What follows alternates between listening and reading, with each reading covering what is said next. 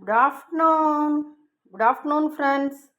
இன்னைக்கு எங்கள் வீட்டில் என்ன சமையல் பார்க்கலாமா? இன்னைக்கு மட்டன் பிரியாணி.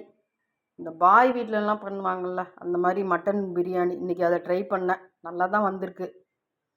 நல்லா மட்டன்லாம் நல்லா வெந்திருக்கு. சூப்பராக இருக்குது. தென் இது சுக்கா. எங்கள் ஊரில் இது ரொம்ப ஃபேமஸ்ஸு. அதனால் இன்னைக்கு சுக்கா பண்ணியிருக்கேன். நான் இது ஃபஸ்ட் டைம் பண்ணியிருக்கேன். சுமாராக தான் வந்திருக்கு. தென் ரைத்தா.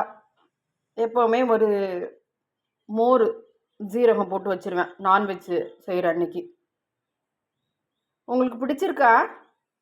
லைக் பண்ணுறீங்களா? வாங்க சாப்பிட்லாம்.